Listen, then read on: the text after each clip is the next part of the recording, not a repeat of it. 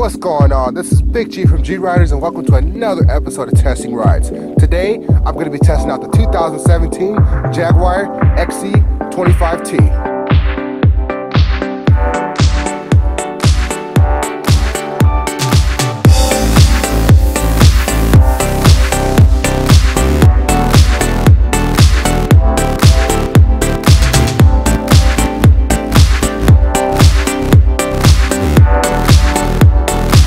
Welcome to the 2017 Jaguar XE 25T.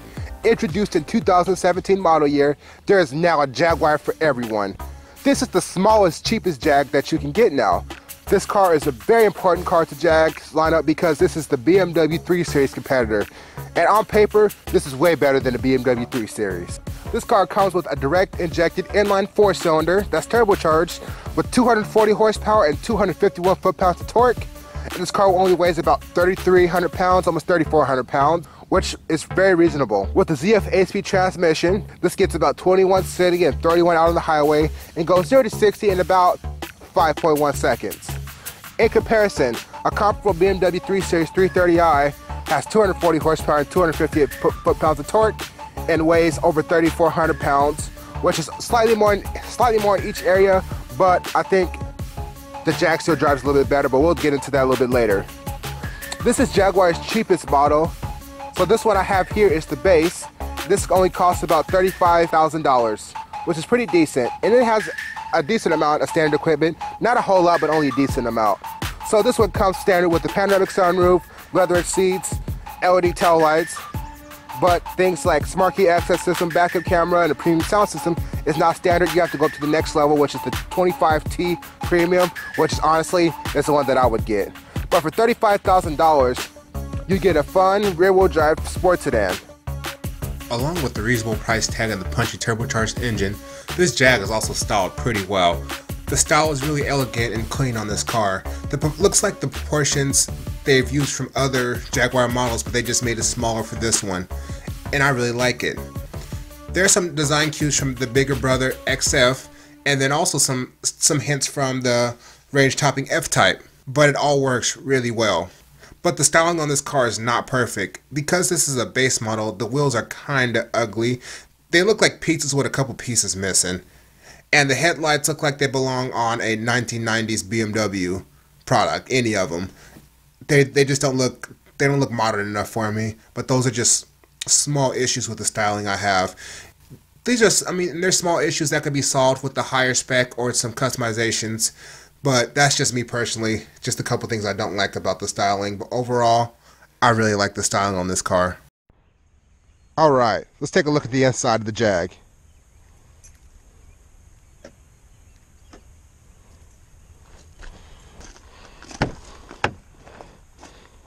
Alright, let's hop on in here and see what's what. Let's talk about the interior of this Jag now. So here on the interior, everything you touch and you feel in here is pretty decent quality. For $35,000, this is not bad at all. So the panels up here, they're a little hard, but they're not too hard at all. Up here on the dash is a little on the hard side, but steering wheel feels really nice. Everything's kind of placed really decently. The screen here is very clear view of the screen here. The push button starter button pulsates when you get in the car ready to drive, and when you start the car, the knob pops up out of here.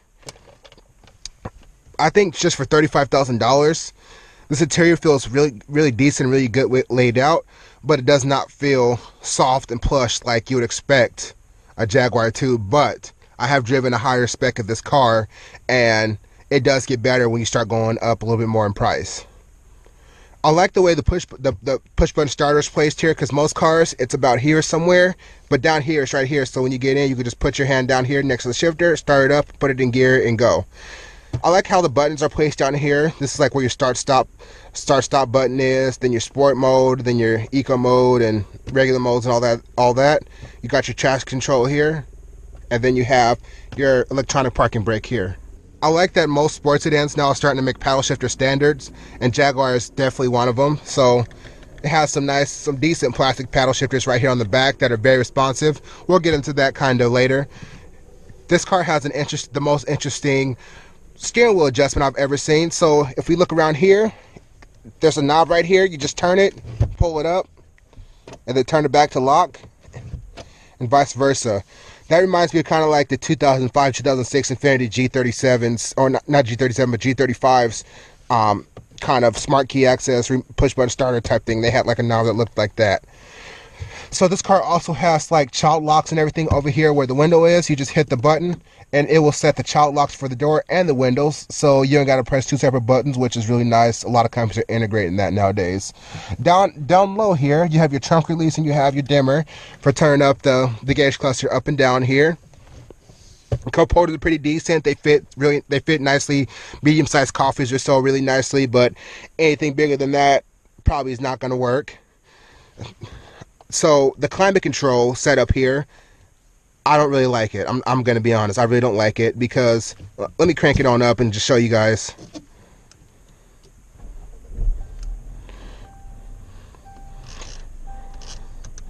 So the climate control, it has these little numbers on each side, and you know, it's basic dual zone climate control. But what I don't like about it is you have to go into the menu here and hit this to turn it off. There is no button, and I feel like with all this space here, it's just kind of a waste. And I feel like they could have done a little bit better on that.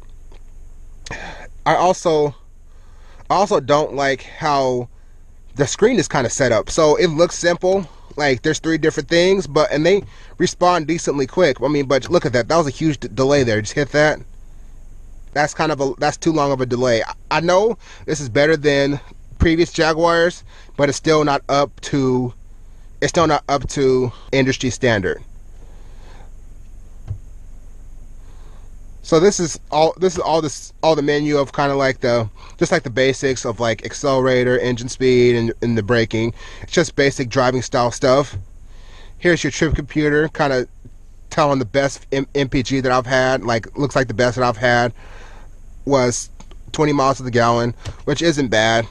It's about average for this segment. And this also kind of shows you like how much your AC heat or whatever is affecting your miles to the gallon, which is that's a pretty cool feature. But I did like on the higher spec where this whole entire area was a screen. That's really cool, and I really think at this point they really need to integrate Apple CarPlay and Android Auto into the system just to make it more modern and more competitive, because I think literally everyone is doing that nowadays. Audi, BMW, Mercedes, literally everybody except Jaguar. And I think if they want this to be a more competitive car, they need to add something like that as standard equipment. So looking at the inside of this car doesn't come with real leather. It comes with kind of like almost like a leatherette material. It doesn't have that great of support in the corners, but the way the car is built up in the interior is kind of built to kind of hug you, which is really nice. The seats are really soft. The light interior is pretty decent with the black floor. I feel like if you're gonna have a light interior, you gotta have black floor. That's just the way it is. But overall, this interior is pretty decent. The materials on this base model aren't great, but would expect for a $35,000 car, honestly. But the biggest party piece of this car is this panoramic sunroof here. So the sunroof, it opens up just like a normal sunroof, but it takes up the whole area of the, and we open it up, it tilts there, and then it goes halfway back, which is really nice.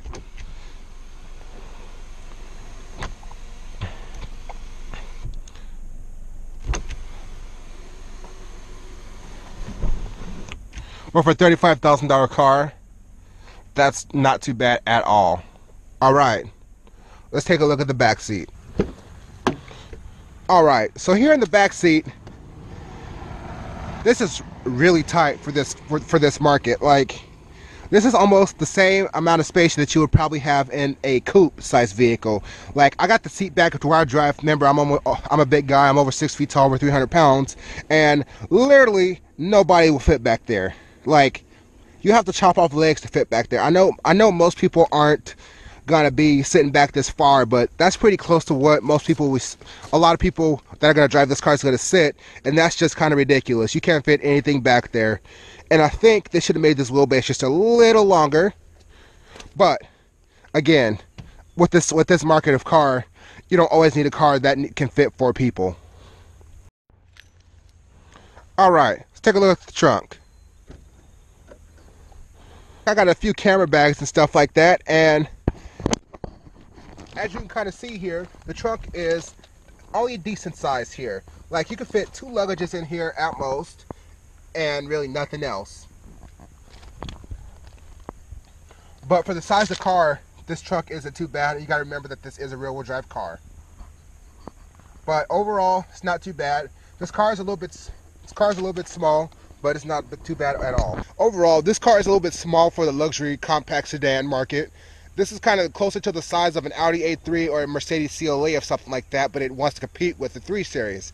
I think it kind of does in price, but in size, it really does not that much. And I think if they want this car to be more successful, when they do like a facelift or anything like that, they should make the wheelbase just a little longer, and this would be a perfect car. But alright, but that's just half of it. Let's go out and drive and see how it is.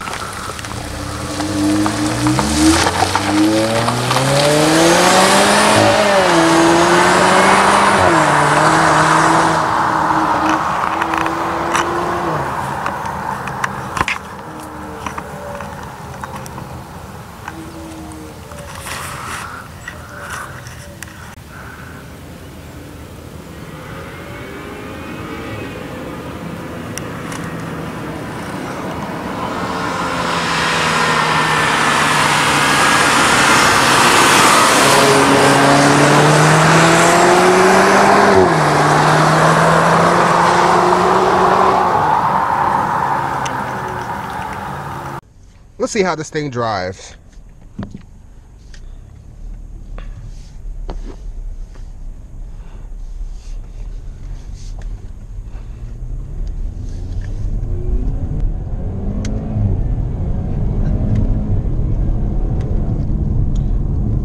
Wow.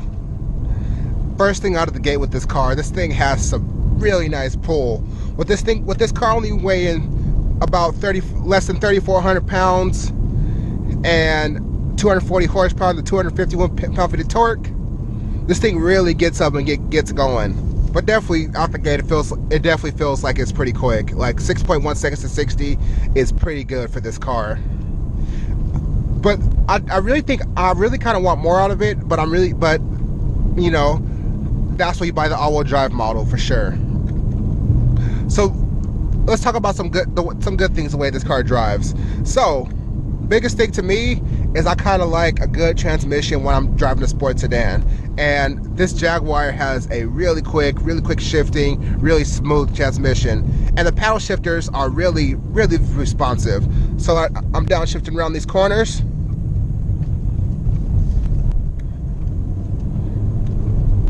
and you see here, like, second I pull the paddle, it's no delay. It just goes right into the right gear that I want it to be in.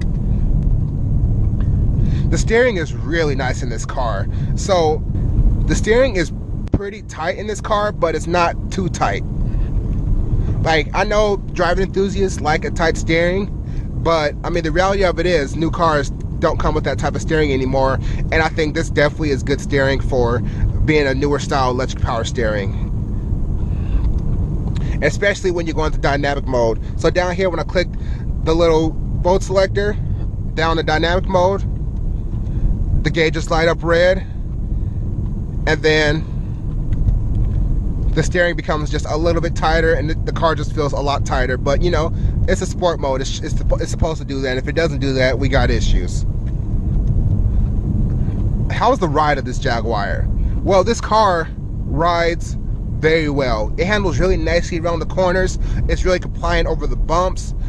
Like, I can go over some potholes or bumps or anything like that, and I won't feel like my spine moved up 3 inches.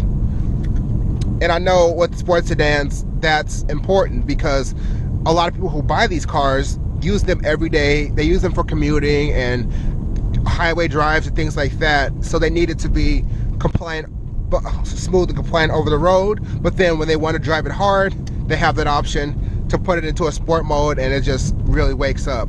And this Jaguar is no slouch when it comes to that aspect. All right, let's go around these corners. That's kind of what this Jaguar does really well.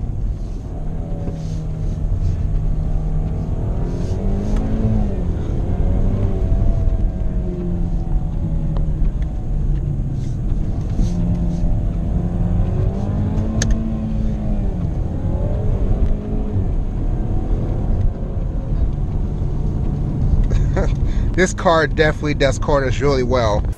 So, all in all, this Jaguar is a very good car. It's a fun car to drive. There's definitely pluses and negatives. Negatives is a little too small. The technology is a little bit slow, and I would like to see a few more standard features for the price point. And the goods, its power is pretty decent. It rides and handles really nicely, and it looks really cool. But most importantly, this vehicle is the vehicle. This is a great alternative to the BMW 3 Series and the Mercedes C-Class, just because it's different. Like, it doesn't remind me of any other car that I've driven in that class. It doesn't look like any other car that's in that class, and for that, this car is definitely one you should look at if you're looking at a car in this type of market. So, if you enjoyed this video, go ahead and give me a thumbs up, hit that subscribe button, and keep riding with me.